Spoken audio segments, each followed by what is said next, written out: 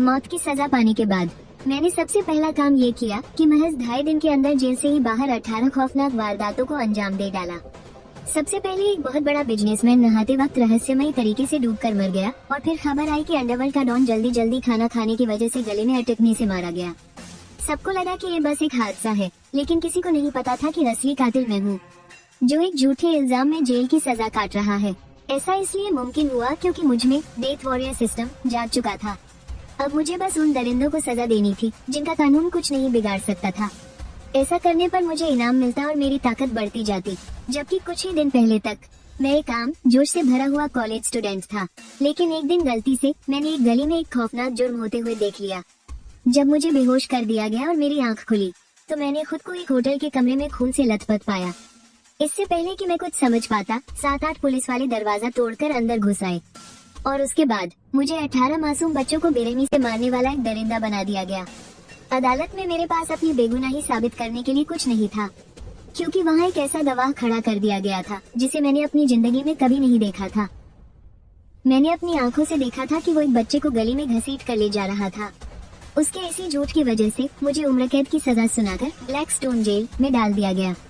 Jail के अंदर वहाँ के गुंडे झाओ ने मुझे पीट पीट कर अधमरा कर दिया था, लेकिन फिर भी मैंने खुद को बेगुनाह साबित करने की उम्मीद नहीं छोड़ी थी, क्योंकि मुझे पूरा यकीन था कि मेरे माँ बाप मेरे लिए दिन रात एक कर रहे होंगे।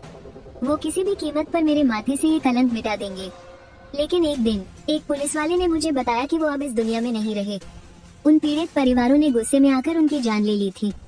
उस पल मेरी सारी उम्मीदें टूट गई और जब मैं पूरी तरह से हार मानकर दीवार से अपना सिर पटक कर जान देने ही वाला था, तभी मेरे दिमाग में एक मशीनी आवाज गूंजी, सिस्टम एक्टिवेट होने पर बधाई।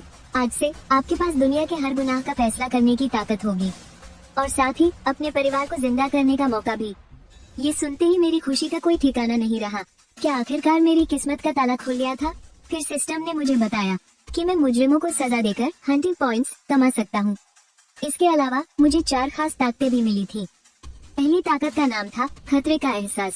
जो कोई भी मुझे जान से मारने का इरादा रखेगा, वो तुरंत मेरे दिमाग में एक लाल बिंदु की तरह दिखाई देने लगेगा और मुझे उस इंसान की सारी बेसिक जानकारी भी मिल जाएगी। दूसरी ताकत का नाम था गुनाहों की पहचान।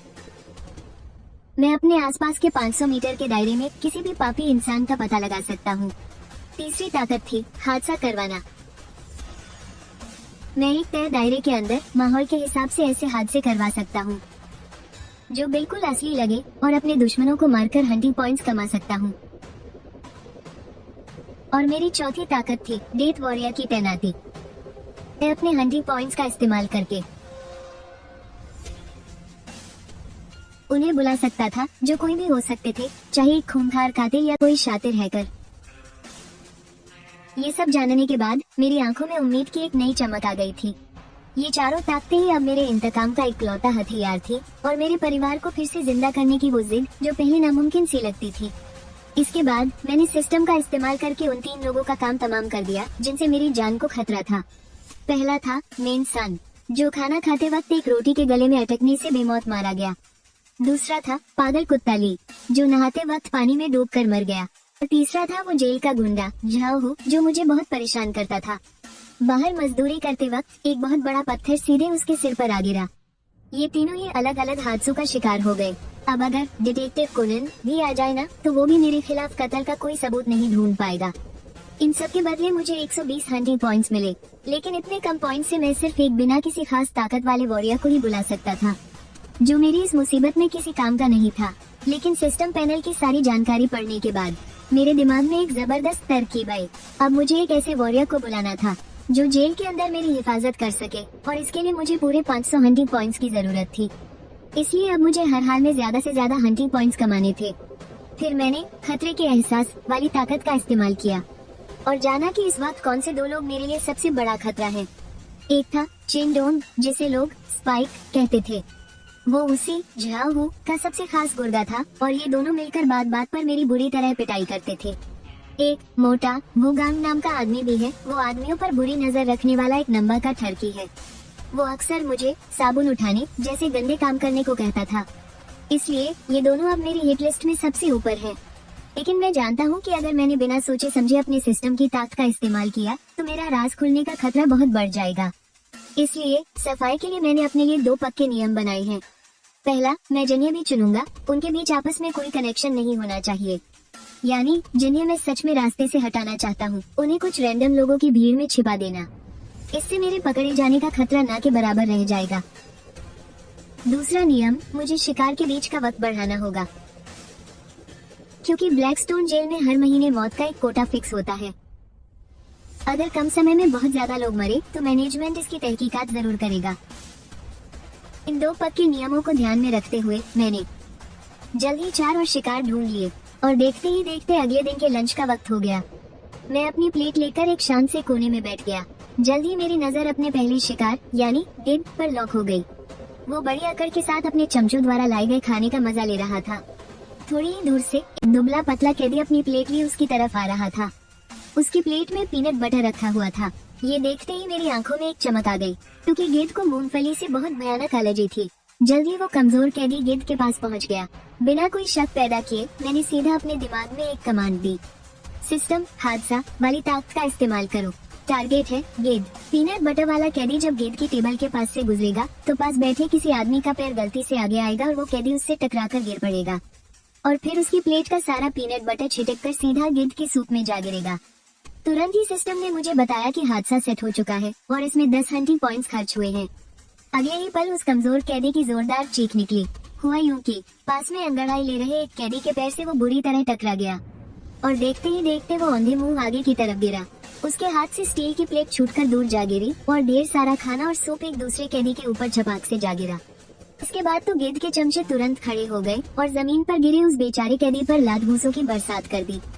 इस अचानक हुए हंगामे से गिद्ध भी चिढ़ गया।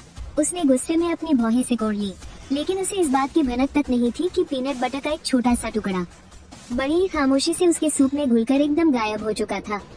प्लान एकदम परफेक्ट तरीके से काम कर गया है। ये पक्का करने के बाद मैं अपनी प्लेट उठाकर तुरंत कैंटीन से निकल गया। मेरे जाने के कुछ ही मिनटों बाद गिद्ध ने कटोरी उठाई और सूप का एक बड़ा सा घूंट पी लिया और बस देखते ही देखते उसका चेहरा एकदम लाल पड़ गया। फिर उसने तड़पते हुए अपना गला कसकर पकड़ लिया। उसके गले से अजीब सी भयानक आवाजें आने लगी और अगले ही पल उसका भारी भरकम शरीर धड़ाम से जमीन पर गिर पड़ा। कुछ ही मिनटों में खबर मिलते ही जेल का डॉक्टर भागता हुआ अंदर आया। गिद्ध की तुरंत जांच करने और उसे बचाने की लाख कोशिशों के बाद डॉक्टर ने आखिरकार हार मान ली और उसे मरा हुआ घोषित कर दिया। शुरुआती जांच में मौत की वजह भयानक एलर्जी बताई गई और ठीक उसी वक्त मेरे दिमाग में सिस्टम की आवाज गूंजी, टारगेट गिद्ध का काम तमाम हो चुका है। बधाई हो, आपको 250 हंटिंग पॉइंट्स मिले हैं। उधर गिद्ध की मौत ने ब्लैकस्टोन जेल में तहलका मचा दिया था। आखिर वो इस जेल का एक जाना माना डॉन जो था और वो इस तरह कैंटीन में एक मजाक की तरह मारा गया। और मजे की बात तो यह है कि किसी को मुझ पर रत्ती भर भी शक नहीं हुआ। जेल की ऑफिशियल जांच में भी इसे बस एक दर्दनाक हादसा मानकर केस बंद कर दिया गया। 3 दिन बाद जेल का माहौल अभी बमुश्किल शांत ही हुआ था कि मौत का साया एक बार फिर मंडराने लगा। इस वक्त मैं अपनी सेल में अपने बिस्तर पर लेटा दोपहर की नींद ले रहा था, लेकिन असल में मैं अपनी सिन इनसाइट ताकत का इस्तेमाल करके अपने दूसरे शिकार पर नजर रख रहा था। मेरी आंखों के सामने जेल का गुंडा बॉयलर अपने बॉयलर रूम में काम कर रहा था। चूंकि जेल में हीटर और गर्म पानी का कंट्रोल उसके हाथ में था, इसलिए वो अक्सर कैदियों पर रौब झाड़ता था और उनसे पैसे ऐंठता था। बहुत से कैदी उससे बेइंतहा नफरत करते थे और मैंने पहले ही बॉयलर रूम का मुआयना कर लिया था। मुझे वहाँ की पूरी बनावट और मशीनों की जानकारी मिल चुकी थी। अब सही वक्त आ गया था, तो मैंने अपने दिमाग में एक कमांड दी। टारगेट था वो जेल का गुंडा बॉयलर। पुरानी पाइपों के जोड़ों पर लगी जंग को बढ़ाना और अंदर के लोहे को कमजोर करना, इतना कमजोर कि वो पाइप का प्रेशर न सह सके। जल्द ही सिस्टम ने बताया कि एक्सीडेंट क्रिएटर पैकेज चालू हो गया है और इसमें 10 हंटिंग पॉइंट्स खर्च हुए। उसी वक्त बॉयलर रूम के अंदर वो बॉयलर बड़बड़ाते और गालियां बकते हुए एक रिंच से उस जंग लगी पुरानी पाइप को बुरी तरह पीट रहा था। तभी अचानक कानों के पर्दे फाड़ देने वाला एक बड़ा धमाका हुआ।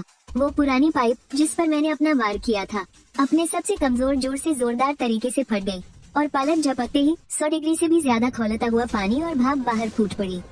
बॉयलर को संभलने का मौका तक नहीं मिला और वो खौफनाक भाप का बवंडर उसे पूरी तरह निगल गया।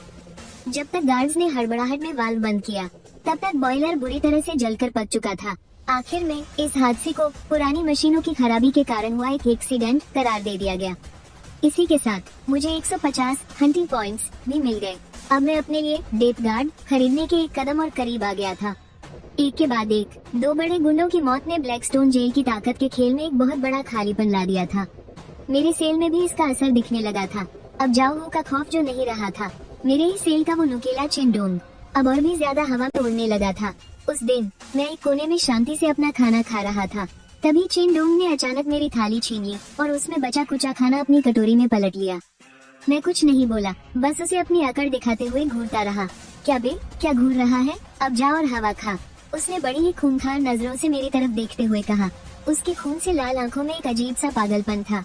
मैं तुझे वार्निंग दे रहा हूँ, मेरे सामने ज्यादा होशियारी दिखाने की कोशिश मत करना। अब बाल हेरॉन और बॉयलर दोनों टपक चुके हैं। जेल का माहौल अब ठीक नहीं है, इसलिए तू चुपचाप अपनी औकात में रह, वरना सबसे पहले मैं ही तेरी जान ले लूंगा। इतना कहकर उसने मुझे जोर से लात मारकर जमीन पर गिरा दिया और फिर बेरहमी से मुझे 2-3 लातें और मारी। मैं बस चुपचाप अपने घुटनों को मोड़कर खुद को बचाता रहा। मैंने अपने शरीर के नाजुक हिस्सों को ढकने की कोशिश की, लेकिन उस वक्त मेरे दिल में बस उसे जान से मार देने का एक ठंडा और खतरनाक इरादा उबल रहा था। पहले मैंने सोचा था कि चिंडोंग का पत्ता बाद में साफ करूंगा, लेकिन अब मैंने अपना इरादा बदल लिया था। ये बेवकूफ अपनी मौत को खुद बुलावा दे रहा है, इसे जल्द से जल्द इस दुनिया से गायब करना ही होगा। जब चिंडोंग मुझे पीटने में मगन था, तभी एक तेज सीटी की आवाज गूंज उठी। फिर एक लंबा चौड़ा गार्ड अंदर आया। उसके कंधों पर कैप्टन का बैज लगा हुआ था। ये उस सेल ब्लॉक का इंचार्ज कैप्टन गाओ छियांग था। गाओ छियांग जोर से चिल्लाया तो पूरी कैंटीन में पल भर में सन्नाटा छा गया। फिर उसने झपट कर चिंडोंग का कॉलर पकड़ लिया और खींचकर एक जोरदार तमाचा उसके मुंह पर जड़ दिया। थप्पड़ इतना तेज था कि चिंडोंग अपनी ही जगह पर आधा घूम गया। लेकिन गाओ छियांग का गुस्सा अभी शांत नहीं हुआ था। उसने अपना घुटना पूरी ताकत से चिंडोंग के पीठ में दे मारा। दर्द के मारे वो किसी उबले हुए झींगे की तरह सिकुड़ कर दोहरा हो गया। मेरे इलाके में नाटक करता है, क्या तेरी मौत आई है बे? फिर उसने अपनी खतरनाक निगाहें मेरी तरफ घुमाई। मुझे देखते ही उसका गुस्सा फिर से 7वें आसमान पर पहुंच गया, क्योंकि जाओ हू की अचानक हुई मौत ने उसके हर महीने के डेथ कोटा में से एक कीमती जगह घेर ली थी, और ये मौत का हर एक कोटा उसकी काली कमाई का जरिया था। वो चुपचाप तिकड़म भिड़ाकर उन कैदियों को ठिकाने लगा देता था जो या तो बात नहीं मानते थे या फिर जिन्होंने बाहर के किसी बड़े आदमी से पंगा लिया हो। उन्हें एक्सीडेंट का नाम देकर मार देता और बदले में मोटी रकम वसूलता था। और जाओ हू के मरने से पहले मैं ही वो आखिरी इंसान था जो उसके आसपास था। इसीलिए मुझे दोबारा देखकर उसे लगा जैसे उसने किसी मनहूस की शक्ल देख ली हो। तभी गाओ छियांग ने मेरी तरफ उंगली दिखाते हुए गालियां बकी। एक हाथ से ताली नहीं बजती। तुम भी कोई दूध का धुला नहीं है, तुम दोनों के दोनों दफा हो जाओ यहाँ से और जाकर आइसोलेशन सेल में सड़ो। ये कहते ही उसने मुझे एक जोरदार लात रसीद की और फिर गाओ छियांग किसी मरे हुए कुत्ते की तरह घसीटते हुए मुझे और चिंडोंग को उस अंधेरे आइसोलेशन सेल में ले गया। और हमारे पीछे लोहे का वो भारी दरवाजा एक जोरदार आवाज के साथ बंद हो गया। रोशनी और आवाज का आखिरी कतरा भी अब पूरी तरह से कट चुका था। फिर मैं ठंडी दीवार की तरफ मुड़कर सोचने लगा। मेरे दिमाग में चिंडोंग की एक खौफनाक मौत का ताना बाना बुना जा रहा था। 3 दिन बाद जब मैं और चिंडोंग कालकोठरी से बाहर निकले तो हमें मजदूरी करने के लिए जेल की खदान में धकेल दिया गया। और ब्लैकस्टोन जेल की वो खदान पूरी जेल की सबसे खौफनाक और खतरनाक जगह थी। यहाँ साल भर दम घुटने वाली धूल उड़ती रहती थी। चिंडोंग को लगा कि हमारे साथ हुई इस नाइंसाफी की जड़ मैं ही हूँ। वो मुझे नफरत भरी नजरों से घूर रहा था और बीच बीच में जानबूझकर मुझे कंधे से जोर की टक्कर मारता। उसके मुंह से गंदी गंदी गालियां निकल रही थी, लेकिन मैं चुपचाप अपना काम करता रहा और खदान की गाड़ी धकेलता रहा। इसके बाद मैंने आसपास की हर चीज और मशीन को अपने दिमाग में छाप लिया और आखिरकार मेरी नजर थोड़ी दूर पर जाकर टिक गई। उस वक्त चिंडोंग पूरी ताकत लगाकर एक गाड़ी को धकेलने की कोशिश कर रहा था। वो गाड़ी एक ढलान वाली कच्ची पटरी पर खड़ी थी। उसके पहियों और पटरियों में बुरी तरह जंग लग चुका था और भारी बोझ की वजह से जोड़ चरमरा रहे थे। मेरे लिए वार करने का इससे अच्छा मौका और कोई नहीं हो सकता था। इसके बाद मैं चिंडोंग से थोड़ा दूर हुआ और एक सुनसान सी जगह ढूंढकर मशीन की तरह अपनी कुदाल चलाने लगा। मैं बिल्कुल किसी आम कैदी की तरह बर्ताव कर रहा था, लेकिन असल में मैं अपने सिस्टम को कमांड दे चुका था। तभी चिंडोंग ने अपनी पूरी जान लगाकर एक भारी भरकम पत्थर को गाड़ी पर धकेल ही दिया और ठीक उसी पल पासा पलट गया। लोहे के टूटने की एक तेज और खौफनाक आवाज गूंज उठी। पटरी को कसने वाली कील झटके से टूट गई और पल भर में पूरी गाड़ी का बैलेंस बिगड़ गया। गाड़ी पर लदे वो सारे विशाल पत्थर किसी लोहे के दैत्य की तरह धड़ाम से चिंडोंग के ऊपर आ गिरे। खौफ के मारे उसकी आंखें पटी की पटी रह गईं। उसने भागने की कोशिश तो की, लेकिन भारी काम ने उसकी सारी ताकत पहले ही चूस ली थी।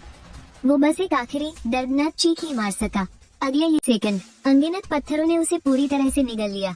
जो इंसान एक पल पहले तक जिंदा था, वो अब बस खून और मांस की एक लोथड़े में बदल चुका था। इस अचानक हुए खौफनाक हादसे से पूरी खदान में शमशान जैसी शांति छा गई और फिर वहाँ जबरदस्त दहशत फैल गई। कोई मर गया, गाड़ी पटरी से उतर गई, भागो यहाँ से। सारे कैदी खौफ के मारे अपने औजार फेंककर इधर उधर भागने लगे।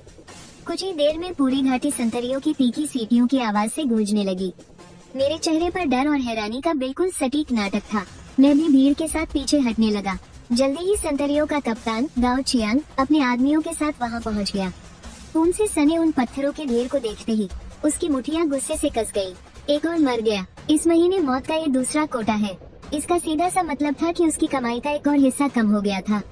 दाओ चियांग का गुस्सा उसके होश उड़ा देने के लिए काफी था।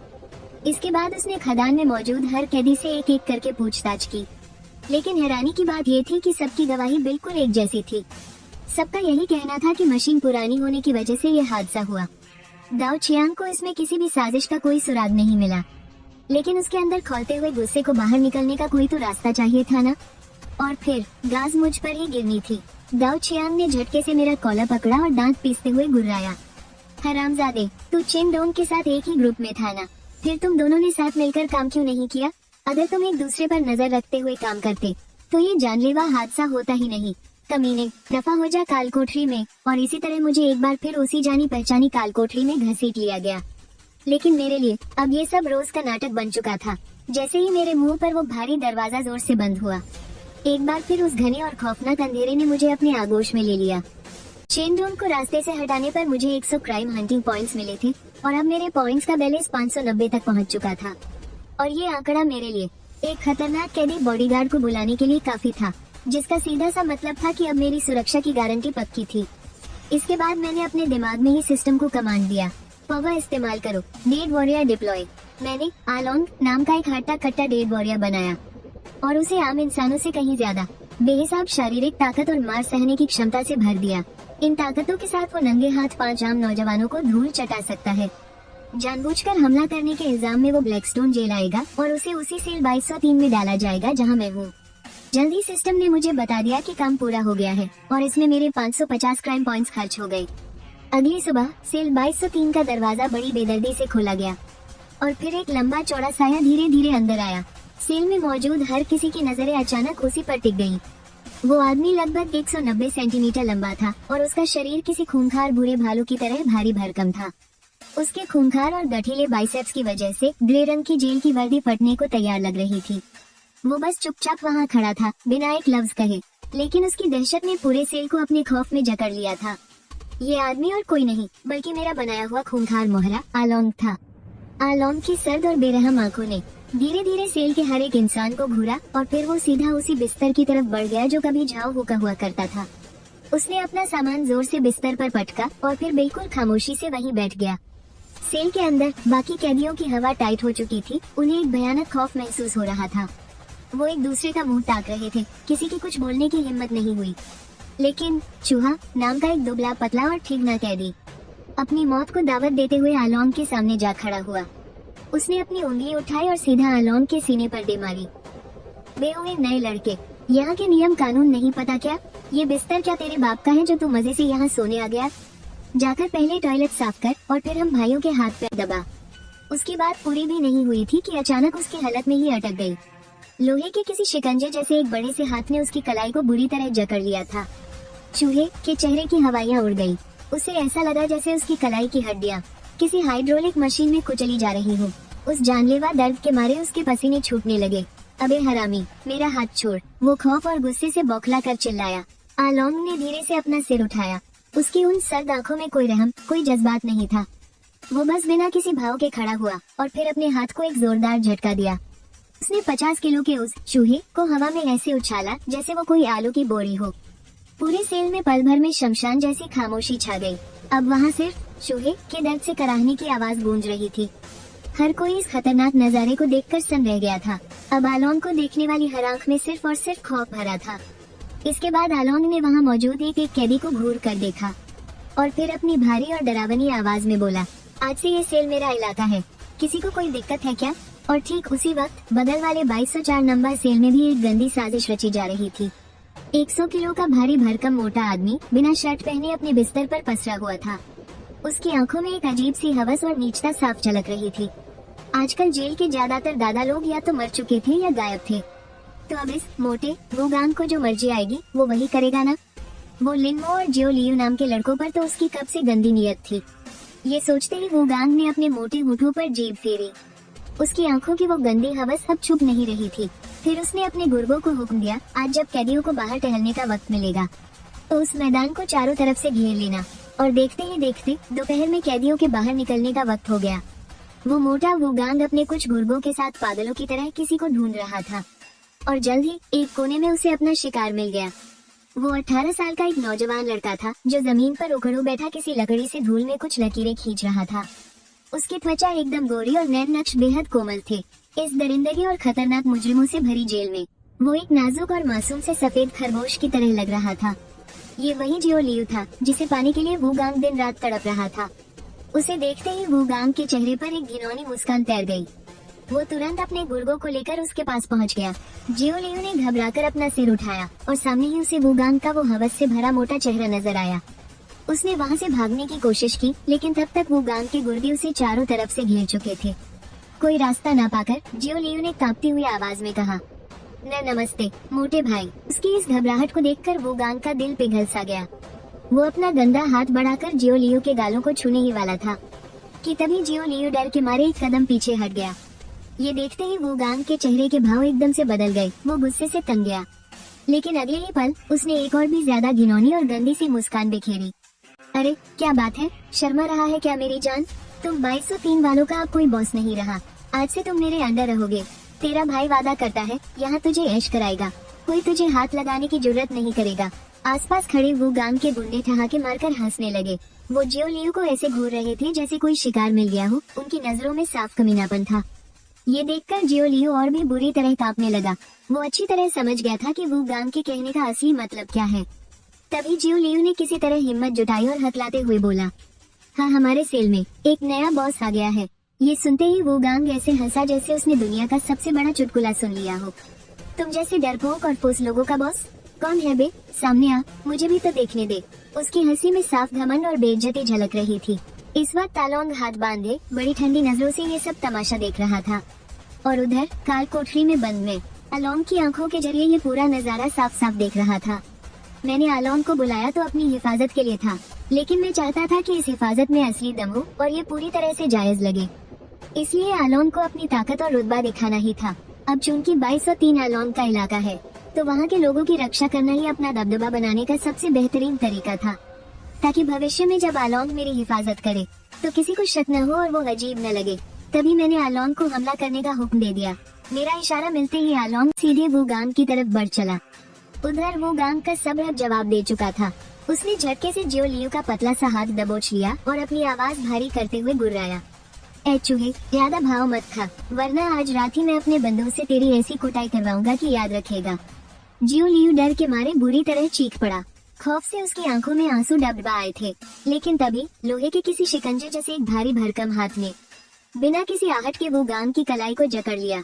पल भर में ही नसें फाड़ देने वाला एक भयंकर दर्द उठा, जिससे वुगांग के सूजे हुए चेहरे की हवाइयां उड़ गई और वो दर्द से तड़प उठा। वो गुस्से और घबराहट में बौखलाकर पीछे पलटा और उसकी नजर सीधे आलोंग के खौफनाक और ठंडे चेहरे से जा टकराई। आलोंग ने एक एक लफ्ज चबाते हुए कहा, 2203 वालों पर अब मेरा हाथ है, उनमें से किसी एक को भी छूकर दिखा। वुगांग पहले तो एकदम सन रह गया, लेकिन फिर आग बबूला होकर चिल्लाया, तू किस गटर से निकल कर आया है बे? मेरे मामले में टांग अड़ाने की तेरी हिम्मत कैसे हुई? ओए, जान से मार डालो इस साले को। उसके इतना कहते ही पीछे खड़े उसके पांचों गुंडे भूखे भेड़ियों की तरह आलोंग पर टूट पड़े। ये कैदी भी कोई आम गुंडे नहीं थे, मारपीट में सबके सब उस्ताद थे। लेकिन सिर्फ 2.5 सेकंड के अंदर आलोंग ने उन पांचों को धूल चटा दी। ये खौफनाक नजारा देखकर वुगांग के दिमाग में सिर्फ एक ही बात आई, यहाँ से दुम दबाकर भागो।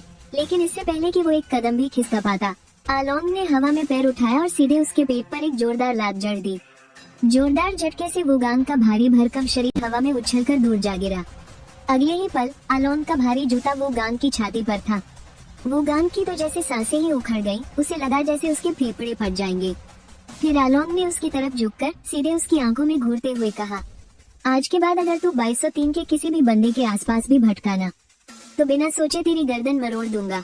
उसकी बात अभी खत्म ही हुई थी कि तभी एक तेज और चुभती हुई सीटी की आवाज ने जेल के मैदान का सन्नाटा चीर दिया। जेल का गार्ड कैप्टन गाओ चियांग गुस्से से तमतमाए चेहरे के साथ अपने जवानों को लेकर दौड़ता हुआ आया। हरामजादो, फिर से दंगा? तुम लोगों की मौत आई है क्या? जिंदा नहीं रहना क्या किसी को? गाओ चियांग की तेज निगाहें जमीन पर पड़े उन गुंडों पर घूमी जो अभी भी दर्द से करा रहे थे, और फिर उसकी नजरें सीधे आलोंग के तगड़े जिस्म पर जाकर टिक गई। उसने आलोंग की तरफ उंगली तानते हुए दहाड़ कर कहा, ये सब तूने किया है? आलोंग ने शांति से सिर हिला दिया, जैसे वो अपनी सजा भुगतने के लिए पूरी तरह तैयार हो। उसका ये निडर रवैया देखकर गाओ चियांग और भी ज्यादा भड़क गया। अभी नया नया आया है और इतनी गुंडागर्दी, और उस मोटे सुअर वो गांग को भी घसीट कर ले आओ यहाँ। तुम दोनों को काल कोठरी में सड़ना पड़ेगा, तब जाकर तुम्हारी अक्ल ठिकाने आएगी। ये हुक्म देते ही गार्ड्स ने बड़ी बेरहमी से उन दोनों को पकड़ा और काल कोठरी की तरफ धकेल दिया। आसपास खड़े सारे कैदी आलोंग को जाते हुए देख रहे थे। उनकी आंखों में आलोंग के लिए खौफ भी था और इज्जत भी। सब समझ चुके थे कि जेल में अब एक नए और खूंखार शेर की एंट्री हो चुकी है। आलोंग ने अपनी बेहिसाब ताकत और रुतबे से जेल के नए बॉस के रूप में अपना सिक्का जमा लिया था। उधर भीड़ में खड़े जियो लियो ने कसकर अपनी मुठियां भींच ली। उसकी लाल आंखों में आलोंग के लिए इतना एहसान था जिसे वो लफ्जों में बयां नहीं कर सकता था। और उधर काल कोठरी के अंदर मैं चुपचाप मैदान में जो कुछ भी हो रहा था उसे देख रहा था। आलोंग के काम से मैं बहुत खुश था। अब मैं 2203 की पहचान का इस्तेमाल करके आलोंग से खुलेआम अपनी हिफाजत करवा सकता हूँ। अब चौथे शिकार हुआतों को रास्ते से हटाने की बारी है। इस हुआतों को खुली हवा में टहलते वक्त एक पुराने बास्केटबॉल पोल के सहारे आराम करना बहुत पसंद है, और वो जगह सीसीटीवी कैमरों की नजरों से बिल्कुल बची हुई है। और मैंने भी बहुत पहले ही नोटिस कर लिया था कि उस बास्केटबॉल पोल के कुछ पेंच पूरी तरह से जंग खाकर खोखले हो चुके हैं। आलोंग ने जो आखिरी नजारा मुझे भेजा था उसमें मैं साफ देख सकता था कि हुआतो नाम का वो कैदी रोज की तरह आज भी उस खस्ताहाल बास्केटबॉल पोल के नीचे टिका हुआ है। ये देखते ही मैंने बिना पलक झपकाए अपना एक्सीडेंट क्रिएटर इस्तेमाल कर दिया। तब तक मैदान में मची उथल पुथल काफी हद तक शांत हो चुकी थी। कैदी फिर से 2-3 की टोलियों में बढ़कर अपनी धुन में मस्त थे। तभी हुआतो ने एक बड़ी सी उबासी ली और भी आराम से बास्केटबॉल पोल के सहारे टिक गया। और ठीक उसी पल मैदान में अचानक एक तेज आंधी उठी। हवा के झोंकों से वो पुराना बास्केटबॉल पोल जोर जोर से हिलने लगा। ये देखकर हुआतो ने वहाँ से उठकर जाने की सोची, लेकिन अब बहुत देर हो चुकी थी। आंधी की सनसनाहट और बास्केटबॉल पोल के चरमराने की खौफनाक आवाज के बीच उसके भारी बेस को रोके रखने वाले कई पेंच झटके से टूट गए। अपनी पकड़ खोने के बाद वो सैकड़ों किलो का भारी भरकम बास्केटबॉल पोल सीधा नीचे की तरफ आ गिरा। बस एक जोरदार धम्मक की आवाज गूंजी और उसकी भारी लोहे की प्लेट सीधा हुआतो के सिर के पिछले हिस्से पर जा लगी।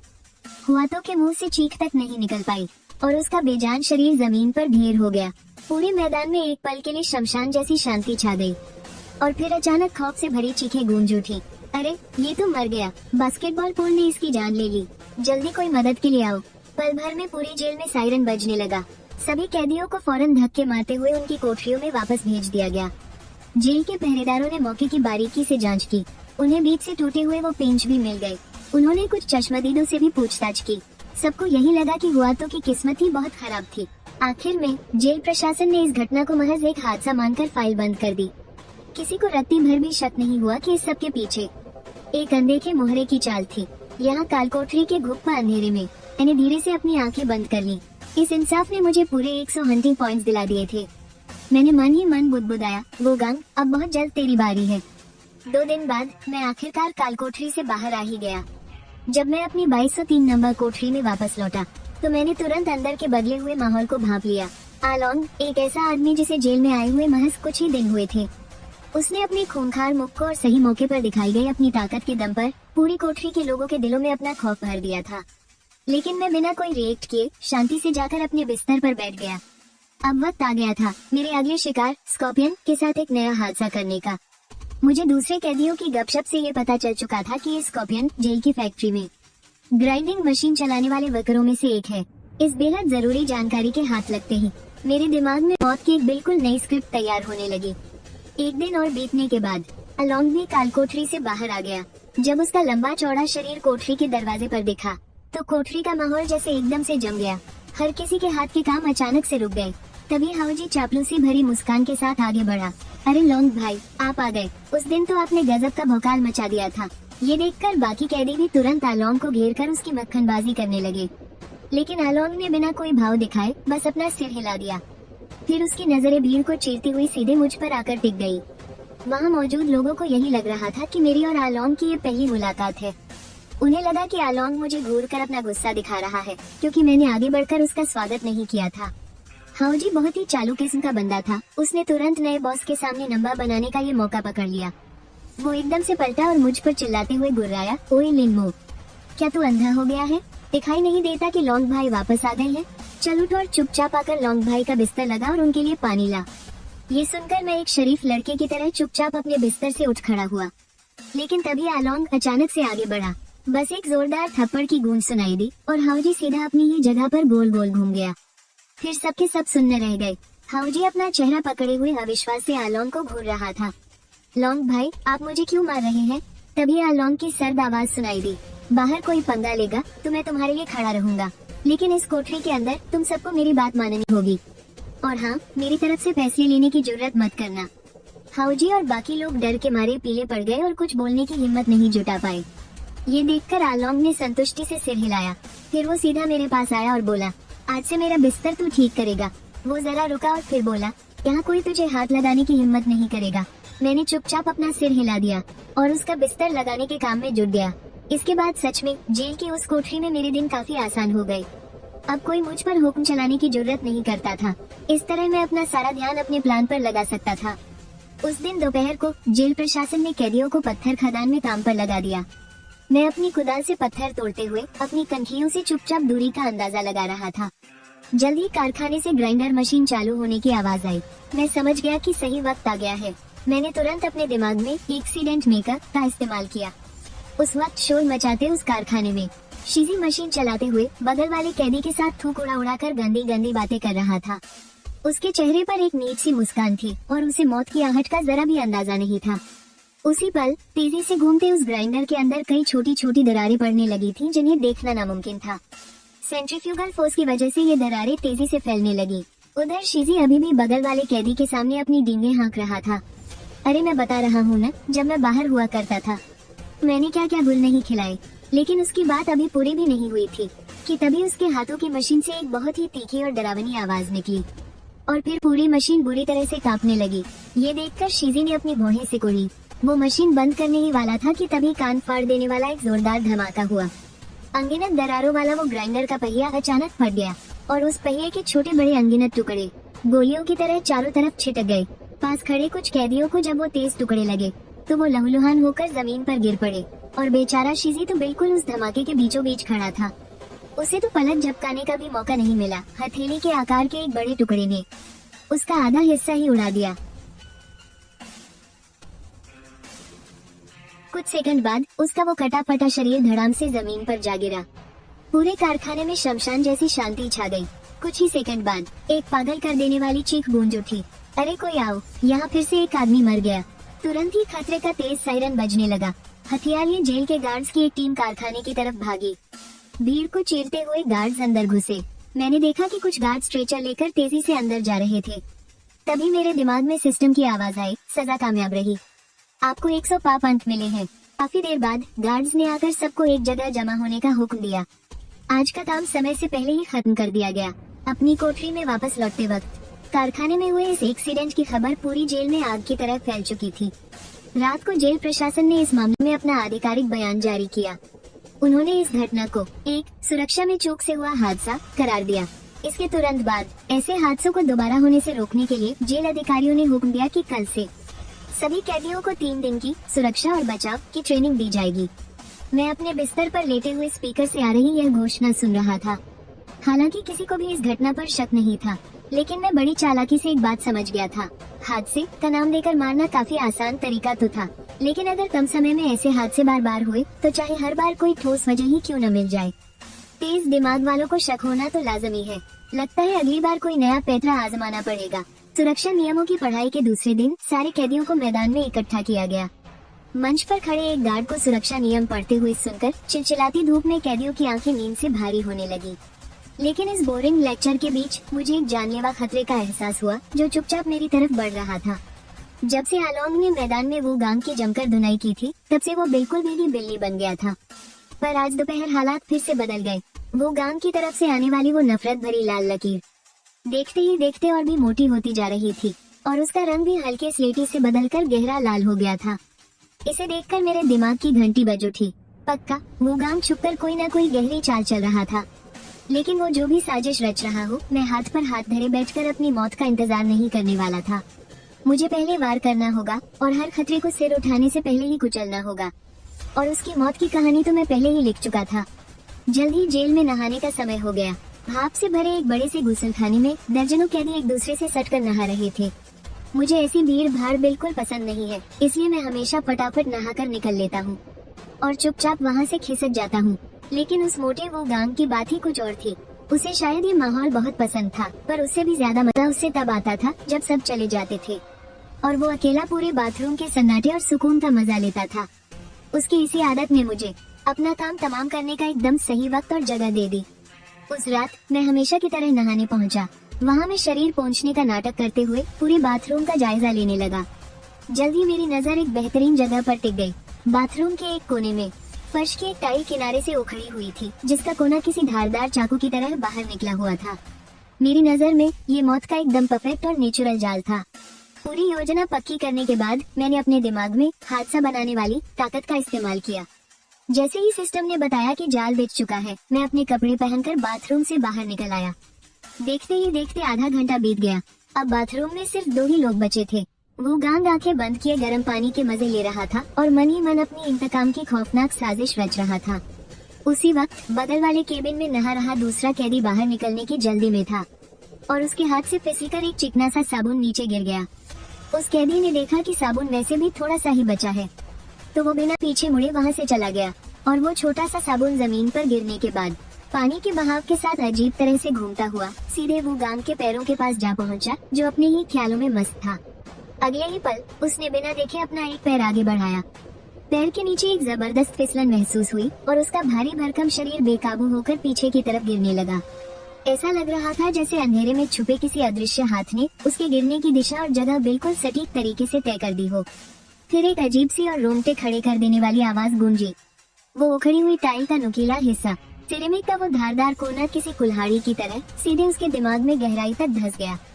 उखड़ी हुई टाइल के उस नुकीले हिस्से पर सिरेमिक का वो धारदार कोना किसी कुल्हाड़ी की तरह सीधे उसके दिमाग में धंस गया था और एक ही झटके में घाव से खून का फव्वारा फूट पड़ा। उसका शरीर जमीन पर 2 बार जोर से तड़पा और फिर हमेशा के लिए शांत हो गया। पता नहीं कितना वक्त बीता, गश्त लगाने वाला एक गार्ड उबासी लेता हुआ दरवाजा बंद करने के लिए आगे बढ़ा, पर अगले ही पल उसके चेहरे की सारी नींद हवा हो गई। अरे बाप रे, एक और मौत हो गई। कुछ ही देर में गुसलखाने के दरवाजे पर फिर से पुलिस वाली पीली टेप लगा दी गई। कुछ गार्ड और जेल का डॉक्टर दौड़कर अंदर घुसे, लेकिन अब बहुत देर हो चुकी थी। हल्की सी जांच पड़ताल करने के बाद डॉक्टर ने गंभीर चेहरे के साथ वो गांग को मुर्दा घोषित कर दिया। ये देखकर गार्ड कैप्टन गाओ चियांग का चेहरा गुस्से से लाल हो गया। उसके इलाके में इस महीने के अंदर ये किसी कैदी की तीसरी रहस्यमयी मौत थी। इसका मतलब था कि इस महीने उसकी कमाई में फिर से भारी कटौती होने वाली थी। ये सोचते ही गाओ चियांग की आंखों में एक खूंखार चमक आ गई। उसे इस मौत में किसी साजिश का शक नहीं था, क्योंकि मौके पर सबूत बहुत साफ थे। ये तो बिल्कुल किसी किताब में लिखे हादसे जैसा था। उसे गुस्सा इस बात का था कि इस मनहूस हादसे की वजह से उसका बहुत भारी नुकसान हो गया था। नहीं, इस नुकसान की भरपाई का कोई ना कोई तरीका तो ढूंढना ही होगा। इस वक्त मैं शांति से अपने बिस्तर पर लेटा हुआ था। तभी अचानक मेरे दिमाग में इंसाफ पूरा होने की आवाज गूंज उठी और मुझे 150 हंटिंग पॉइंट मिल गए। मैं साफ महसूस कर सकता था कि वो गांग की वो मोटी गहरे लाल रंग की नफरत भरी लकीर अब पूरी तरह टूटकर राख में बदल चुकी थी। इसका मतलब था कि अब कोई खतरा नहीं है। अब पूरी जेल में मुझ पर नजर रखने वाला कोई बड़ा दुश्मन नहीं बचा था। जेल के अंदर मेरी जान का खतरा कम से कम अभी के लिए तो टल ही गया था। अब मेरे इंतकाम का प्लान शुरू करने का वक्त आ गया है। सबसे पहले मुझे ये पता लगाना होगा कि आखिर किसने मुझे इस जहन्नुम में धकेला है। जल्द ही मेरे दिमाग में उन 5 सुरागों की लिस्ट बन गई जिनकी मुझे तहकीकात करनी थी। पहला सुराग वो झूठा गवाह था जिसने अदालत में मेरे खिलाफ गवाही दी थी और मुझे सीरियल किलर साबित करने वाला वो सबसे अहम गवाह था। ये मेरे लिए सबसे सीधा रास्ता है। दूसरा सुराग इस केस की जांच करने वाले पुलिस इंचार्ज का पता लगाना। क्या उन्होंने ये सब जानबूझकर किया था या अनजाने में? उन पक्के सबूतों के पीछे फिर कितने सबूत फर्जी थे। तीसरा सुराग, उस सीरियल किलर केस के असली कातिल को ढूंढना, वो शैतान जिसने असल में ये खौफनाक जुर्म किए लेकिन सारा इल्जाम मेरे सिर पर मढ़ दिया। चौथा सुराग, गली में सुनी गई वो अजीब सी सौदेबाजी। काफी देर तक सोचने के बाद मुझे यकीन हो गया था कि मुझे फंसाकर जेल भेजने का उस गली में हुई सौदेबाजी से पक्का कोई ना कोई कनेक्शन है। और पांचवा सुराग, मेरे परिवार को मारने वाले कातिल को ढूंढना। ये मेरे दिल का सबसे गहरा जख्म है। क्या मेरे परिवार को किसी रंजिश की वजह से मारा गया या फिर उनका मुंह बंद करने के लिए? इन सारे सवालों के जवाब मुझे ढूंढने होंगे। ये पांचों सुराग आपस में बुरी तरह उलझे हुए हैं, जैसे किसी ने कोई बहुत बड़ा जाल बुना हो। मेरी अभी की ताकत के हिसाब से ये काम बिल्कुल नामुमकिन है, इसलिए मुझे एक शातिर शिकारी की तरह कदम दर कदम अपना जाल बिछाना होगा और फिर सही वक्त आने का शांति से इंतजार करना होगा। इसके लिए मैंने अपने 3 सबसे कड़े उसूल बनाए हैं। पहला उसूल, सिर्फ खुद पर भरोसा करो। इस दुनिया में कोई भी भरोसे के लायक नहीं है। इंसान की फितरत बहुत धोखेबाज होती है। किसी दूसरे से उम्मीद लगाना सबसे बड़ी बेवकूफी है। इसलिए सारे प्लान मैं अकेला ही पर्दे के पीछे से बनाऊंगा और सारी ताकत 100% मेरे ही कंट्रोल में होनी चाहिए। दूसरा उसूल, बिल्कुल छुप कर काम करना। भले ही इस सिस्टम ने मुझे गजब की ताकत दी है, लेकिन मेरा शरीर अभी भी एक आम इंसान का ही है। एक गोली या एक छोटा सा हादसा मुझे हमेशा के लिए खत्म कर सकता है। इसलिए मुझे खुद को पूरी तरह छिपा कर रखना होगा। जितने भी असली कत्ल और तहकीकात होंगे वो सब मेरे ऐसे एजेंट करेंगे जिनका मेरी असली पहचान से कोई लेना देना नहीं होगा। ढाल और तलवार दोनों हमेशा अलग रहने चाहिए। तीसरा उसूल, चकमा देना। अगर मैं सिर्फ अपने दुश्मनों को निशाना बनाऊंगा तो चाहे मेरा तरीका कितना भी शातिर क्यों ना हो, कोई ना कोई सुराग तो छूट ही जाएगा जिससे दुश्मन मुझ तक पहुंच सकते हैं। इसका एक ही रास्ता है कि सुरागों को इतना धुंधला कर दिया जाए कि दुश्मन कुछ समझ ही ना पाए। इसलिए मैं इतने सारे और बिना किसी पैटर्न के जुर्म करूंगा कि मेरे असली दुश्मन उस जुर्म के समंदर में कहीं डूब कर रह जाए। अब मेरा प्लान पक्का हो चुका है, तो चलो सबसे पहले अपनी पहली तलवार बनाने से शुरुआत करते हैं। इसके बाद मेरा दिमाग फिर से सिस्टम इंटरफेस में चला गया। इस बार मेरी नजर मुर्दा अवतार बनाने की ताकत पर टिकी थी। फिलहाल एक बिना किसी खूबी वाले अवतार के लिए 100 हंटिंग पॉइंट चाहिए होंगे और एक माहिर कातिल बनाने के लिए 300 हंटिंग पॉइंट खर्च होंगे। एक माहिर कातिल कत्ल करने के लिए किसी खास हथियार का बड़े आराम से इस्तेमाल कर सकता है और उसके पास उससे जुड़ी सारी स्किल्स भी होंगी, लेकिन डीएस किलर के लिए 3000 हंटिंग पॉइंट्स की जरूरत पड़ेगी। ये स्किल मेरे डेथ सर्वेंट की हत्या करने की कला को एकदम चरम पर पहुंचा सकती है, जिससे वो बिना कोई नामो निशान छोड़े किसी की भी जान ले सकता है। वो अपनी मर्जी से किसी भी आम चीज को एक जानलेवा हथियार की तरह इस्तेमाल कर सकता है। लेकिन 3000 हंटिंग पॉइंट्स अभी मेरे लिए बहुत बड़ी बात है। वहाँ तक पहुँचना नामुमकिन सा लगता है। फिलहाल एक माहिर कातिल चुनना ही मेरे लिए सबसे सही रहेगा। इस वक्त मेरे पास 470 हंटिंग पॉइंट्स हैं, जो एक बिना किसी खास खूबी वाले डेथ सर्वेंट और एक माहिर कातिल की खूबी खरीदने के लिए काफी है। मैंने तय किया है कि कल ही एक डेथ सर्वेंट बनाऊंगा और उसे बाहर छोड़ दूंगा। साथ ही मैं जेल के अंदर भी नए शिकार तलाशता रहूंगा ताकि और हंटिंग पॉइंट्स जमा कर सकूं। अगले दिन खाली समय में मैंने एक सुनसान कोना ढूंढ लिया। वहां बैठकर मैंने अपनी आंखें बंद की और डेथ सर्वेंट के बालों का इस्तेमाल किया। इस बार मैंने जो डेथ सर्वेंट बनाया उसका नाम मुशी रखा, जो दिखने में एक आम अधेड़ उम्र का आदमी लगता है, लेकिन उसके पास एक पेशेवर कातिल की सारी स्किल्स और समझ है। मैंने उसके लिए जो जानलेवा हथियार चुना वो एक मामूली सी बॉल पॉइंट पेन है। फिर जल्दी ही एक अंधेरी और सीलन भरी गली में चुपचाप एक आदमी प्रकट हुआ। उसका नाम मुशी है। उसका न तो कोई अतीत है, न कोई यादें और भावनाओं का तो कोई नामो निशान ही नहीं है। उसके होने का सिर्फ एक ही मकसद है, मेरे हुक्म का पालन करना। इसके बाद मैंने उस डेथ सर्वेंट को दूर बैठे ही कंट्रोल करना शुरू कर दिया। सबसे पहले मैंने मुशी के हाथ पैर हिलाकर चेक किया। उसके शरीर की हर हरकत एकदम सटीक और बहुत तेज थी। इसमें कोई देरी नहीं थी। फिर मुशी ने अपनी जेब टटोली। अंदर कुछ छुट्टे पैसे और एक मामूली सी बॉल पॉइंट पेन थी और यही पेन उसकी असली तलवार है। फिर मैंने उसे अपना पहला हुक्म दिया, एक ऐसे इंसान को मार डालो जो मौत के ही लायक है, एक ऐसा दरिंदा जो कानून की पहुंच से बाहर है।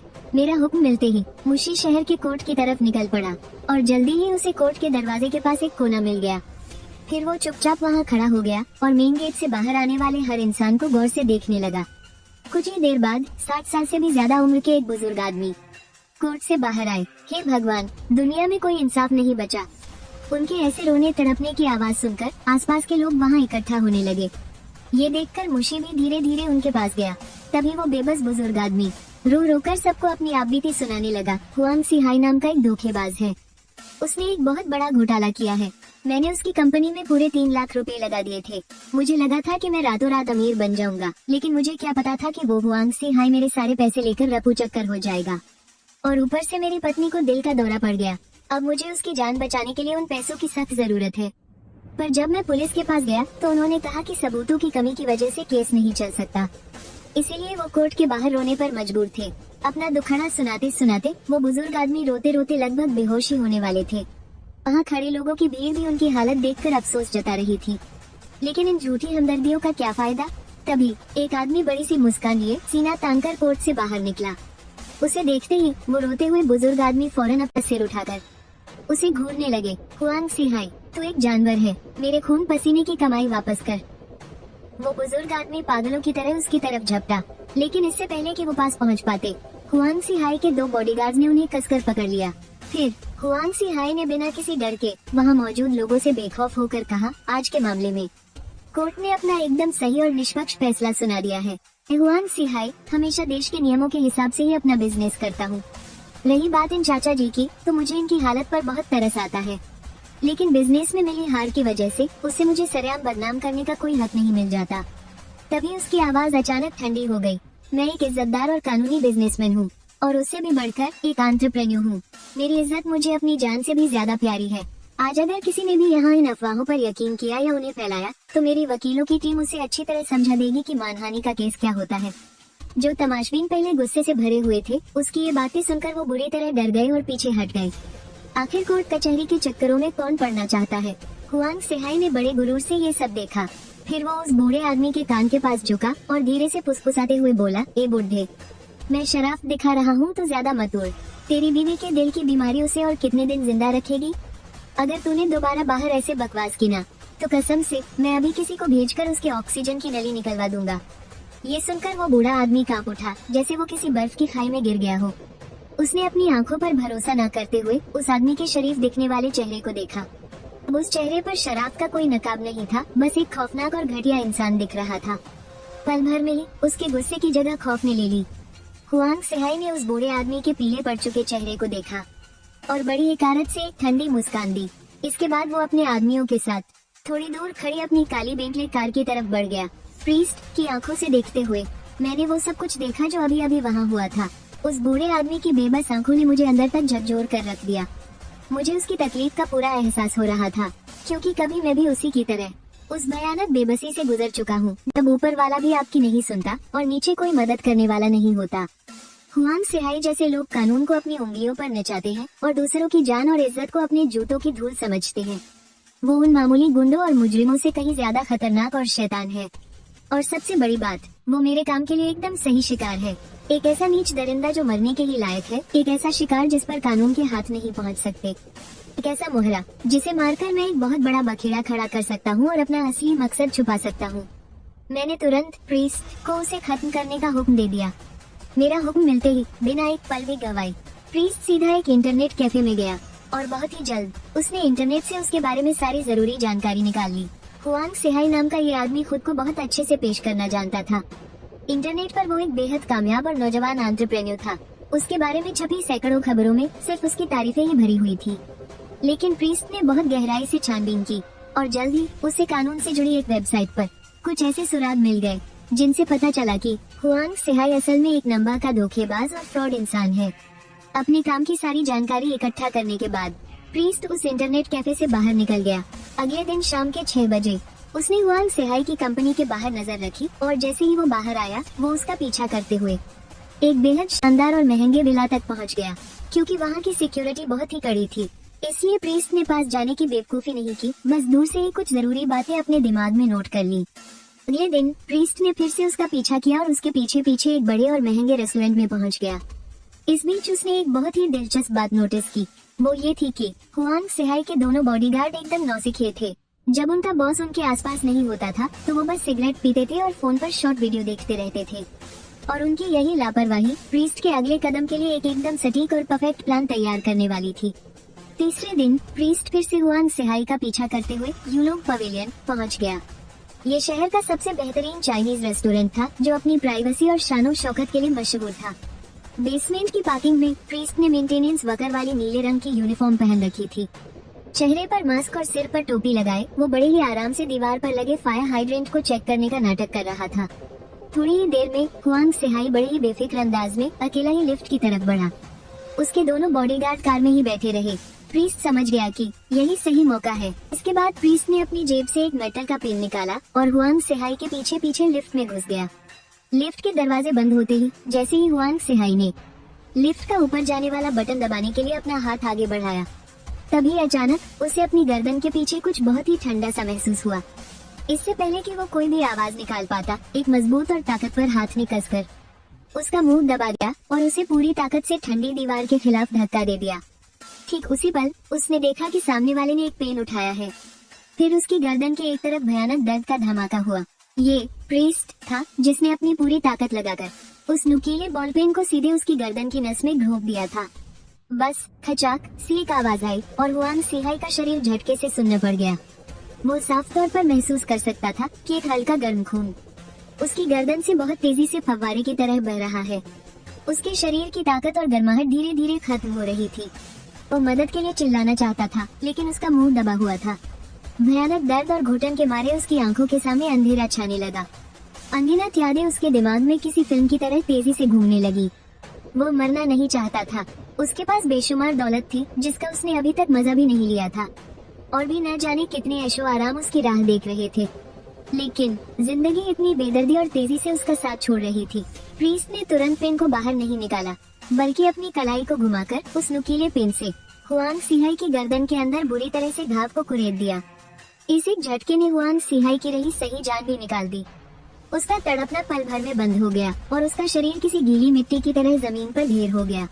जब तक उसे पक्का यकीन नहीं हो गया कि शिकार पूरी तरह से मर चुका है, तब तक प्रीस्ट ने उसे नहीं छोड़ा और फिर धीरे से उसकी लाश को जमीन पर रख दिया। फिर उसने तुरंत एक कपड़ा निकाला और वहाँ छोड़े गए अपने सारे निशानों को साफ कर दिया। इस पूरे काम में उसने एक भी फालतू हरकत नहीं की। जल्दी ही उसने अपनी टोपी वापस पहन ली और पार्किंग के दूसरे रास्ते की तरफ बढ़ गया। हमला करने से लेकर वहाँ से निकलने तक उसे 15 सेकंड से भी कम समय लगा था। थोड़ी ही दूरी पर खड़ी बेंटले कार में उसके दोनों बॉडीगार्ड ईयरफोन लगाए बैठे थे। एक मजेदार शॉर्ट वीडियो देख रहा था और दूसरा अपने दोस्त के साथ वॉइस कॉल पर गप्पे लड़ा रहा था। उन्हें इस बात का जरा भी अंदाजा नहीं था कि अब उनकी नौकरी जा चुकी है। इस वक्त मैं अपनी आंखें बंद किए बिस्तर पर लेटा हुआ था। देखने में ऐसा लग रहा था जैसे मैं दोपहर की नींद ले रहा हूँ, लेकिन मेरा दिमाग समय और जगह की सीमाओं को पार कर चुका था और उस खामोश मौत के तमाशे को बड़ी बेरुखी से देख रहा था। जैसे ही हुआंग सिहाई की मौत हुई, मेरे दिमाग में सिस्टम की कई ठंडी आवाजें गूंज उठी। बधाई हो होस्ट, आपने सजा देने का काम पूरा कर लिया है और आपको 500 हंड्रेड पॉइंट्स मिले हैं। यह नंबर सच में बहुत ही ज्यादा था। जेल में बंद उन सबसे खूंखार मुजरिमों के भी ज्यादा से ज्यादा 150 पॉइंट्स ही होते थे। इससे अंदाजा लगाया जा सकता है कि हुआंग सिहाई ने असल में कितने पाप किए होंगे। इस बात ने मेरे सोचने का नजरिया ही बदल दिया। तो असल में असली बड़ी मछलियां जेल के बाहर आजाद घूम रही हैं। इसके बाद मैंने प्रीस्ट को तुरंत छिप जाने का आदेश दिया। अब मुझे आगे की योजना के बारे में सोचना था और सही जानकारी हमेशा सबसे जरूरी होती है। ये सोचकर मैंने अपने अगले बुलावे की तैयारी शुरू कर दी। अब मुझे एक ऐसा वफादार मोहरा चाहिए था जो जानकारी निकालने में माहिर हो और आज के जमाने में इंटरनेट और सिस्टम को हैक कर सकने वाला एक हैकर बेशक सबसे बेहतरीन विकल्प था, लेकिन एक माहिर हैकर को बुलाने के लिए 300 हंड्रेड पॉइंट्स चाहिए थे और एक टॉप लेवल के हैकर के लिए 3000 पॉइंट्स की जरूरत थी। इतने पॉइंट्स तो अभी मेरी पहुंच से बहुत बाहर थे। हैकर का काम खून करने से काफी अलग होता है। एक मामूली हैकर मेरे लिए किसी खास काम का नहीं होगा। इसलिए थोड़ी देर सोचने के बाद मैंने तय किया कि पहले मैं पॉइंट्स जमा करूंगा। जब ढेर सारे पॉइंट्स जमा हो जाएंगे तब एक ही बार में बड़ा दांव खेलूंगा। उधर यूलोग पवेलियन की अंडरग्राउंड पार्किंग में पुलिस ने बैरिकेड लगा दिए थे। काफी तजुर्बे वाले एक सीनियर पुलिस ऑफिसर झाओ डोंगलाई माथे पर सिलवटे डाले हुआंग सिहाई की लाश को गौर से देख रहे थे। फोरेंसिक टीम की शुरुआती जांच के बाद पता चला कि कत्ल का हथियार 1 सेंटीमीटर से भी कम मोटाई वाली कोई बहुत ही नुकीली चीज थी। ये सीधा शिकार की गर्दन में घुसी और उसने बड़ी ही सफाई से मेन नस को काट दिया था। और तो और वहाँ एलिवेटर में कोई भी सुराग नहीं मिला था। झाओ डोंगलाई को पता था कि इस बार का कातिल कोई माहिर खिलाड़ी है, एक ऐसा पेशेवर हत्यारा जिसका दिमाग खौफनाक हद तक शातिर है। ये कातिल की वो पहली तस्वीर थी जो उसने अपने दिमाग में बनाई थी। जल्द ही हुआंग सिहाई के दोनों बॉडीगार्ड्स को झाओ डोंगलाई के सामने पेश किया गया। उनके चेहरे पीले पड़ चुके थे और वे बुरी तरह कांप रहे थे, क्योंकि उनका करियर अब पूरी तरह से खत्म हो चुका था। जिस बॉस की उन्हें हिफाजत करनी थी, उसकी जान उनसे 20 मीटर से भी कम दूरी पर चली गई। लेकिन वे बिल्कुल बेकार भी नहीं थे। बहुत जल्द झाओ डोंगलाई ने उनसे एक बहुत ही अहम जानकारी उगल वाली वारदात वाली जगह पर पीली वर्दी पहने एक मेंटेनेंस वर्कर नजर आया था। उसने फौरन अपने आदमियों को यूलोग पवेलियन के मैनेजमेंट से पूछताछ करने भेजा, लेकिन वहां से जवाब मिला कि आज उन्होंने किसी भी मेंटेनेंस वाले को बुलाया ही नहीं था। इसका सीधा सा मतलब था कि वो वर्कर वेश बदलकर अंदर घुसा था। झाओ डोंगलाई को 100% यकीन हो गया कि वही आदमी कातिल है। लेकिन अफसोस की बात ये थी कि वहाँ लगे सारे सीसीटीवी कैमरे वारदात से ठीक पहले जानबूझकर खराब कर दिए गए थे। सारे सुराग यही मिट चुके थे। झाओ डोंगलाई का सिर दर्द से फटने लगा। वो आदमी किसी भूत की तरह था, जो अपना काम खत्म करते ही हवा में गायब हो गया। कुछ पल गहराई से सोचने के बाद झाओ डोंगलाई ने अपने सभी पुलिस वालों को हुक्म दिया, सबसे पहले यूलोग पवेलियन के आसपास के सभी चौराहों की सीसीटीवी फुटेज निकालो। वारदात से 1 घंटे पहले और 1 घंटे बाद तक फुटेज में दिखने वाले हर एक इंसान और गाड़ी की अच्छी तरह से जांच करो। और दूसरा काम है कातिल का मकसद पता करना। वांग सेहाई का काम बहुत ही उलझा हुआ था, इसलिए पक्का उसके कई सारे दुश्मन होंगे। और ठीक इसी वक्त ब्लैक मार्केट जेल के अंदर मुझे अचानक 2 बहुत ही खतरनाक ताकतों का एहसास हुआ। पहली जेल के गार्ड कैप्टन गाओ चियांग की तरफ से थी। मैंने देखा कि उसके मन की जो नफरत वाली लकीर पहले पतली सी थी, वो देखते ही देखते गहरी और सुर्ख लाल होती जा रही थी। और दूसरी लकीर बिल्कुल गाओ चियांग की नफरत वाली लकीर के साथ साथ ही बढ़ रही थी। इस लकीर का मालिक बोमिंगमेन खदान का बॉस वांग दाशान था। ये दोनों इंसान जिनका आपस में कोई लेना देना नहीं दिखता था, वो एक ही वक्त पर मेरी जान के प्यासे हो गए थे। बिना आग के धुआं नहीं उठता, दाल में कुछ तो काला है। ये कोई इत्तेफाक तो बिल्कुल नहीं हो सकता। गाओ चियांग और इस वांग दाशान के बीच, जिससे मैं आज तक कभी नहीं मिला, पक्का कोई ना कोई सांठगांठ है।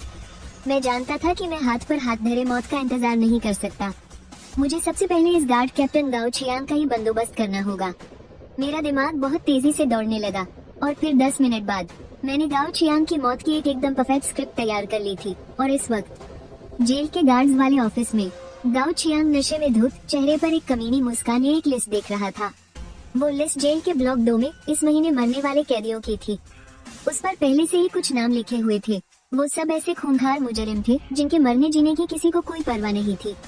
और अब वो उस लिस्ट में लिनमो का नाम जोड़ने जा रहा था। गाओ चियांग कुछ सोचते हुए अपनी उंगलियों से मेज थपथपा रहा था। उसे ये नौजवान बहुत अच्छी तरह याद था। जब वो नया नया जेल आया था तो उसके अंदर बहुत अड़ियलपन था। बाद में वो बिल्कुल शांत और गुमसुम सा रहने लगा था। पर ये सब बातें अब मायने नहीं रखती थी। जरूरी बात ये थी कि वो अंधविश्वासी खदान का मालिक जल्द ही एक नई खदान शुरू करने वाला है। उसने बलि चढ़ाने के लिए एक खास इंसान की मांग की थी और इसके लिए वो बहुत मोटी रकम देने को भी तैयार था। इसलिए गाओ चियांग के दिमाग में सबसे पहले लिनमो का ही नाम आया। एक ऐसा खूंखार कातिल जिस पर 18 लोगों के खून का इल्जाम था। उसकी किस्मत बलि के लिए एकदम सही थी और उसका इस दुनिया में आगे पीछे कोई नहीं था। अगर वो मर भी गया तो कोई उसके बारे में पूछने या छानबीन करने नहीं आएगा। वो तो उनके लिए एक परफेक्ट शिकार था। गाओ चियांग ने पूरी प्लानिंग कर ली थी। कल किसी तरह कोई जुगाड़ लगाकर लिनमो को कालकोठरी में डाल दूंगा, फिर बाहर दुनिया को बता दूंगा कि अचानक उसकी मौत हो गई और उसके बाद बिना किसी को भनक लगे उसे चुपचाप बाहर भेज दूंगा। जल्द ही मिलने वाली उस मोटी रकम के बारे में सोचकर गाओ चियांग के चेहरे की वो लालची मुस्कान और भी चौड़ी हो गई।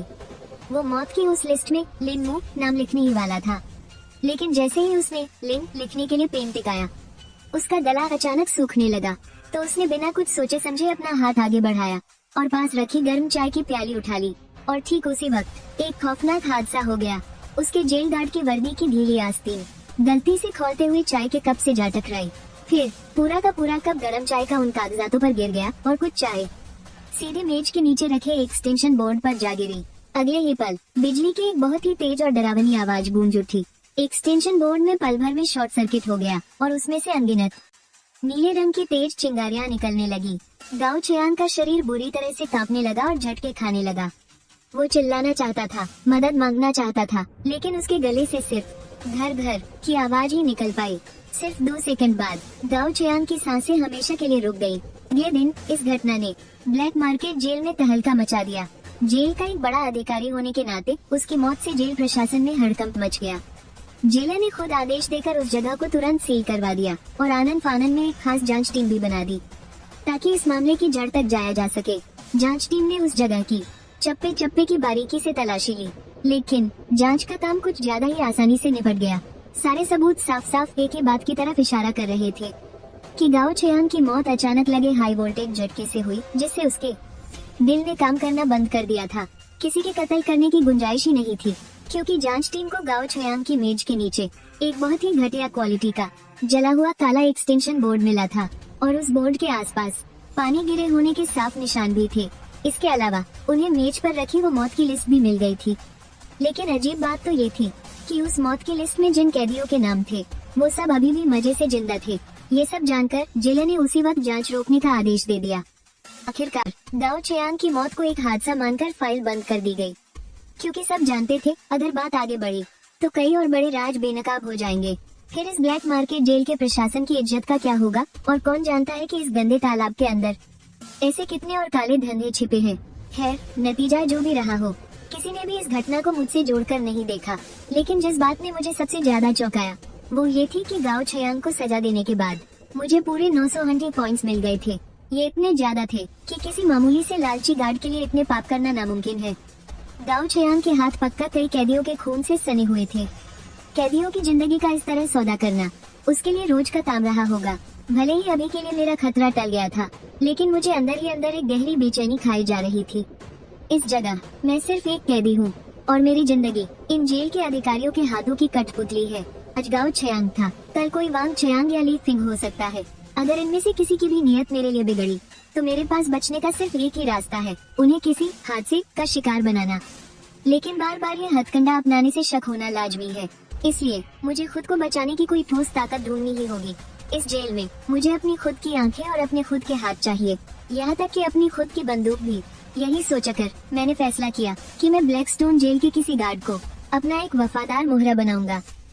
लेकिन इस मोहरे को बनाने के लिए मुझे पूरे 2000 हंटी पॉइंट्स खर्च करने पड़ेंगे, और मेरी अभी की कमाई उस लक्ष्य से थोड़ी सी कम है। इसलिए मेरी नजर सीधे वांग ताशान की तरफ से आने वाली उस खतरे की लकीर पर गई। हालांकि गाओ चयांग वाली खतरे की लकीर अब गायब हो चुकी थी, लेकिन वांग ताशान वाली अभी भी वही थी। बस फर्क सिर्फ इतना था कि वो लकीर अब खूनी लाल से बदलकर गहरे लाल रंग की हो गई थी। इसका मतलब था खतरा अभी भी मंडरा रहा है। तो फिर मेरा अगला शिकार वही है। इसके बाद मैंने अपनी आंखें बंद कर ली और सिस्टम को एक नया आदेश दिया, वांग ताशान और गुआंगमिंग कोयला खदान के बारे में पता लगाओ। मुझे उसकी एक एक जानकारी चाहिए, खास तौर पर वो जो इस ब्लैक मार्केट जेल से जुड़ी हो। हुक्म मिलते ही उसने तुरंत अपना लैपटॉप खोला और काम की सारी जानकारी इकट्ठा करने लगा, हुआंग से हाई की ही तरह। वांग दाशान की ज्यादातर खबरें बस दिखावे के लिए अच्छे से सजाई गई थी, जैसे लॉन्गचेंग का टॉप 10 नौजवान बिजनेसमैन और न जाने क्या क्या। लेकिन पादरी जानता था कि ये सब तो बस एक ढोंग है, और जल्दी ही उसे गुआंगमिंग कोयला खदान से जुड़ी एक भयानक खबर मिल गई। खदान के गेट पर 1 दर्जन से ज्यादा परिवार वाले बैनर लिए खड़े थे। वो चिल्ला रहे थे, मेरे पति को वापस करो, खून का बदला खून। तस्वीर में एक बेचारी थकी हारी सी औरत ने एक गत्ता ऊपर उठा रखा था, जिस पर खून जैसे लाल रंग से लिखा था, झांग दा वेई। ये देखकर पादरी ने झांग दा वेई और गुआंगमिंग खदान के बीच का कनेक्शन खोजना शुरू किया। आधे घंटे के अंदर उसे इंटरनेट पर 1 साल पुरानी मदद की एक गुहार मिली। उसका पति झांग दा वेई गुआंगमिंग कोयला खदान में एक मजदूर था। लेकिन जब लियू चुई अपने मरे हुए पति का सामान समेट रही थी तो उसे एक डायरी मिली। उस डायरी में वांग दाशान की खौफनाक और अजीबोगरीब हरकतों का जिक्र था। असल में वांग दाशान एक नंबर का अंधविश्वासी पागल था। जब भी कोई नई खदान खोदनी होती या काम में कोई रुकावट आती तो वो पहाड़ी देवता को खुश करने के लिए तांत्रिक ढोंग रचता था, और इस पूजा के नाम पर वो जिंदा इंसानों की बलि चढ़ाता था। ये खौफनाक राज पता चलने के कुछ ही समय बाद झांग दा वेई के साथ एक हादसा हो गया। लियू चुई वो डायरी लेकर इंसाफ मांगने गई, लेकिन वांग दाशान के गुंडों ने उसे बुरी तरह पीटकर बाहर निकाल दिया और उसे धमकी दी कि अगर उसने अपना मुंह खोला तो उसे और उसके बच्चे को भी हमेशा के लिए गायब कर देंगे। कोई रास्ता न देखकर लियू चुई ने इंटरनेट पर मदद मांगी, लेकिन उसकी उस पोस्ट पर किसी ने ध्यान नहीं दिया। जब वो दोनों मिले तो उसने बिना घुमाए फिराए सीधे अपनी बात रखी, मैं वो इंसान हूँ जो तुम्हें इंसाफ दिला सकता है। इतना कहकर उसने सीधे अपनी जेब से नोटों की एक मोटी गड्डी निकाली। ये 5000 रुपये हैं, पहले इसे रखो और अपने बच्चे का ख्याल रखो। मुझे बस इतना चाहिए कि तुम मुझे गुआंगमिंग खदान और वांग दाशान के बारे में सब कुछ बता दो, एक एक बात। उन लाल नोटों को देखते ही लियू चुई की आंखें छलक उठी। पिछले 1 साल से उसने बहुत जुल्म सहे थे, छोटे मोटे काम करके और कचरा बीनकर मुश्किल से पेट पाला था। अब आखिरकार कोई उसकी मदद के लिए आगे आया था।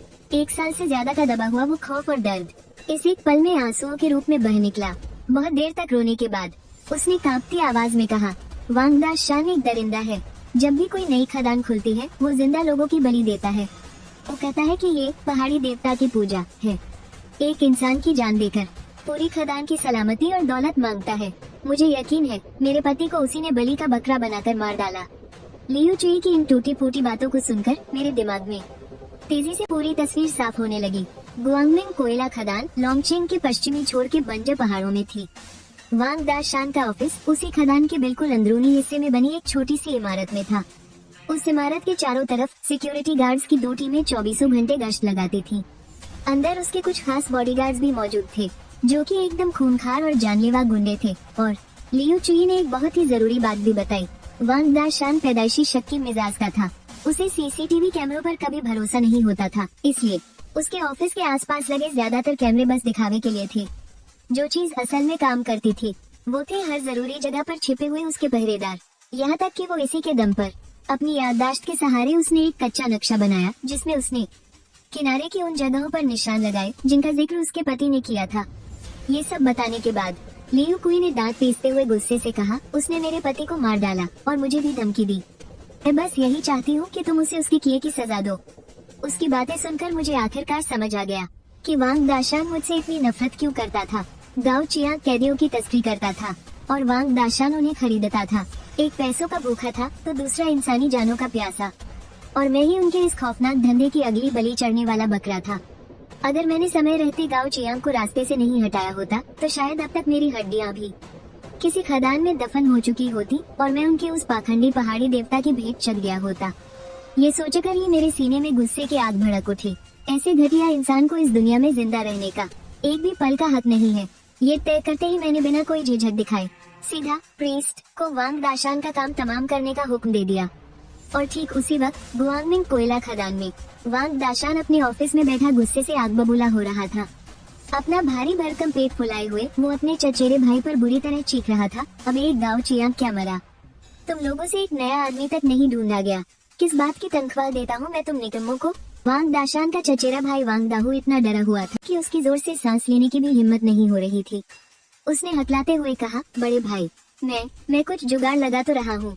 वो कमीना गाँव चियांग इतनी अचानक मारा गया कि उसके संपर्कों से इतनी जल्दी कोई नया तार जोड़ना नामुमकिन सा हो गया है। ये सुनते ही वांग दाशान ने महोगनी की मेज पर जोर से हाथ पटका, मुझे कोई बहाना नहीं सुनना, चाहे तो कुछ भी कर। अगर अगले महीने की 3 तारीख तक मुझे बलि के लिए कोई नहीं मिला तो सबसे पहले मैं तुझे ही उस पहाड़ी देवता के नाम पर काट दूंगा। ये कहकर उसने वांग दाहू को दफा होकर काम पर लगने के लिए भगा दिया। वांग दाहू को लगा जैसे मौत के मुंह से जान बच गई हो और वो गिरते पड़ते उल्टे पांव ऑफिस से बाहर भाग निकला। अब उस आलीशान ऑफिस में वांग दाशान बिल्कुल अकेला था। हाँफते हुए वो एक बड़ी सी खिड़की के पास गया और नीचे घाटी में जगमगाती हुई खदान को घूरने लगा।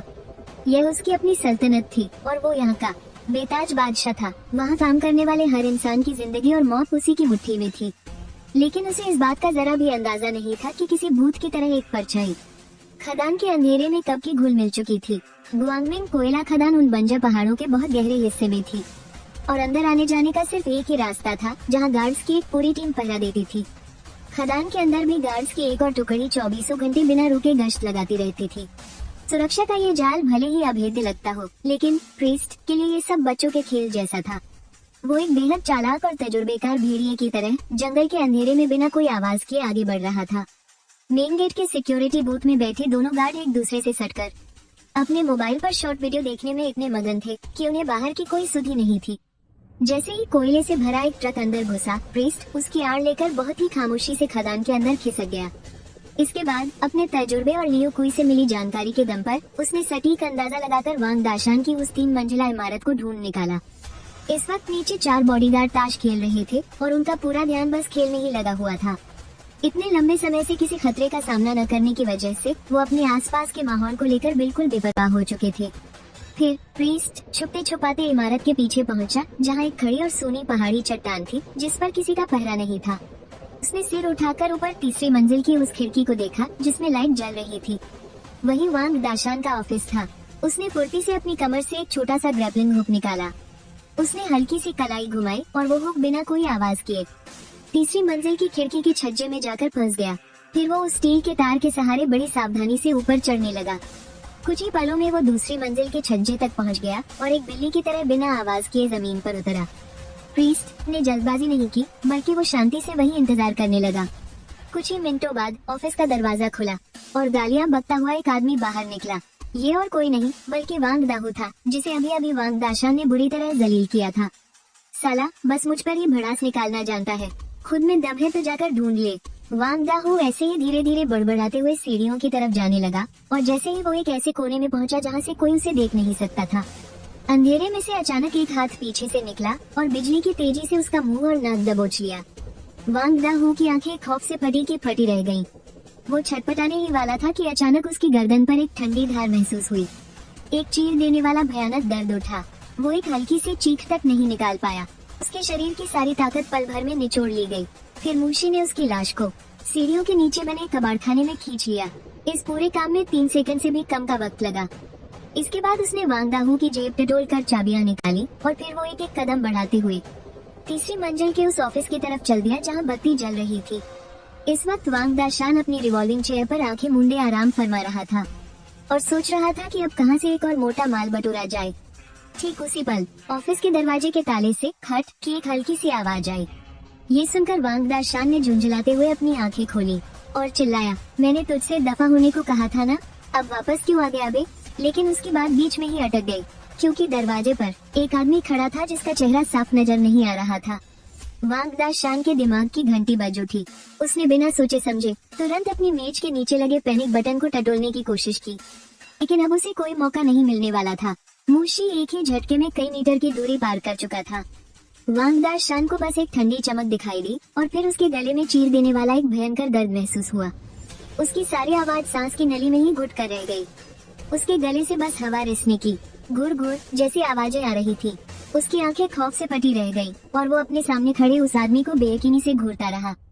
उसकी उंगलियों के बीच से खून का फव्वारा फूट पड़ा, लेकिन मूशी ने उसे सोचने समझने की कोई मोहलत नहीं दी। उसने अपने हथियार को उल्टे हाथ से पकड़ा और बड़ी ही सफाई से सीधे उसके दिल पर एक और गहरा वार कर दिया। पलक झपकते ही वांग दाशान धड़ाम से जमीन पर गिर पड़ा। उसका शरीर कुछ देर तड़पा और फिर हमेशा के लिए शांत हो गया। मूशी एकदम ठंडे चेहरे से ये सब देखता रहा।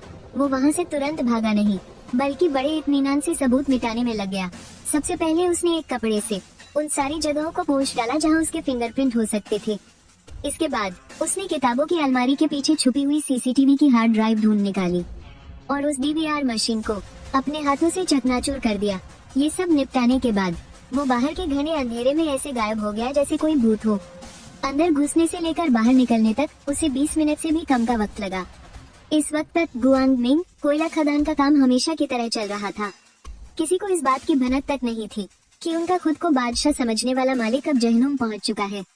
ठीक उसी वक्त ब्लैकस्टोन जेल में मैं आंखें मूंदे अपने बिस्तर पर लेटा हुआ था, जैसे ही मूशी का खंजर वांग दाशान के सीने में उतरा। बधाई हो होस्ट, आपका इंसाफ पूरा हुआ। आपको 800 सिन हंटिंग पॉइंट्स मिले हैं। और उसी पल वांग दाशान की तरफ से आने वाली खतरे की वो लकीर भी मिट गई। यानी वांग दाशान का सिरदर्द हमेशा के लिए खत्म हो गया था। मैंने चैन की एक लंबी सांस ली, लेकिन मेरी नसों में दौड़ती वो बेचैनी अभी पूरी तरह शांत नहीं हुई थी। इस वक्त मेरे खाते में कुल मिलाकर 2350 सिन हंटिंग पॉइंट्स जमा हो चुके थे। ये रकम इतनी थी कि मैं अपना एक वफादार गार्ड तैयार कर सकता था। बिना एक पल की भी देरी किए मैंने अपने दिमाग में इस नए मोहरे को गढ़ना शुरू कर दिया। मैंने उसका नाम रखा वू ज़ुई। वो दिखने में एकदम आम सा अधेड़ उम्र का आदमी था और उसकी ड्यूटी लगाई गई ब्लैकस्टोन जेल के गार्ड के तौर पर। देखते ही देखते एक एकदम पक्की और बेदाग पहचान बनकर तैयार हो गई। सिस्टम ने मुझे बताया कि वू ज़ुई कल से ही अपनी ड्यूटी पर हाजिर हो जाएगा और इसी के साथ मेरे 2100 पॉइंट्स खर्च हो गए। 2,100 पॉइंट्स खर्च होने के बाद मैं पलक झपकते ही अपने क्राइम पॉइंट्स को आधे से ज्यादा कम होता देखकर मुझे जरा भी अफसोस नहीं हुआ, क्योंकि मेरी जान के सामने ये कीमत तो बिल्कुल ना के बराबर है।